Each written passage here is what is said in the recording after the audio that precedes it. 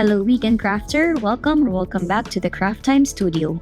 This is Ange, your weekend crafter, and for this weekend, I'm sharing with you how I covered tin boxes with polymer clay slabs. If you've watched my vlogmas last year, you would have seen me make many different slabs, which I then used as covers for my tin boxes. Today, I'm showing you the full process. If this is something that interests you, I hope that you consider liking and subscribing to the Craft Time Studio for your weekend dose of crafts. Of course, we will start with a slab. I'm using a spring-inspired color palette for this particular slab. First, I rolled out my base clay into the number 7 setting.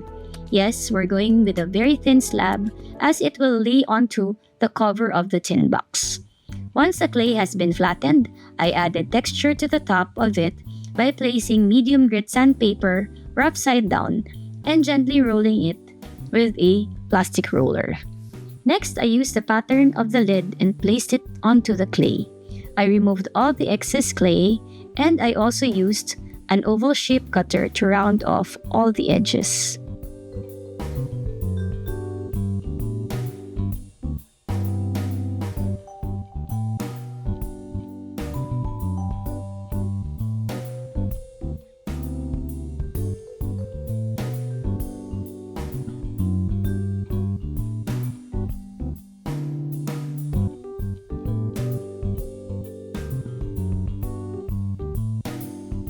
Now it's time to decorate the slab. I'm just going to let you enjoy watching this part of the video with relaxing music playing on the background.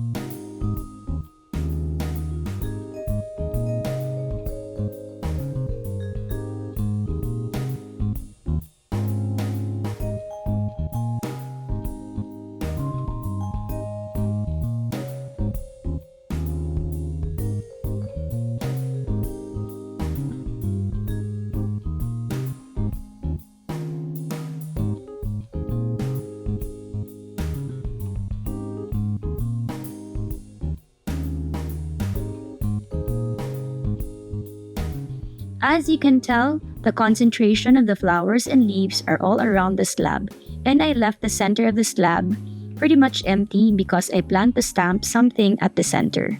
You can definitely use this to personalize the cover of the tin can. It is now time to attach the slab to the cover. I first slathered the cover with some liquid Sculpey. I made sure that the entire lid was covered because if some areas are missed, you might notice bubbles forming when the slab is baked.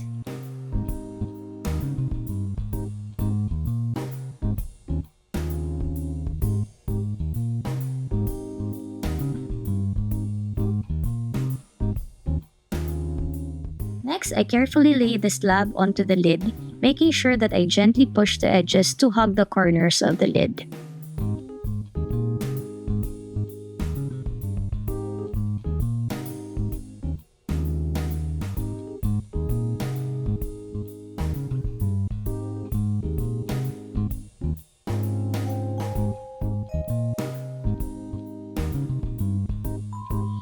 As a second to the last step, I get a detail needle and place small dots along the tin pan.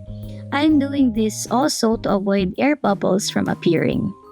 Before baking, you can stamp whatever name or label you want onto the slab.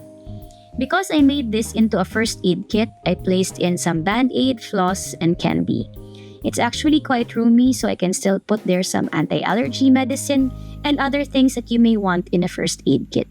If you're curious to know, I'm giving them out as Valentine gifts to my friends. And that is it for today's tutorial. What would you make with these tins? Let me know in the comments below. Have a crafty weekend. Bye!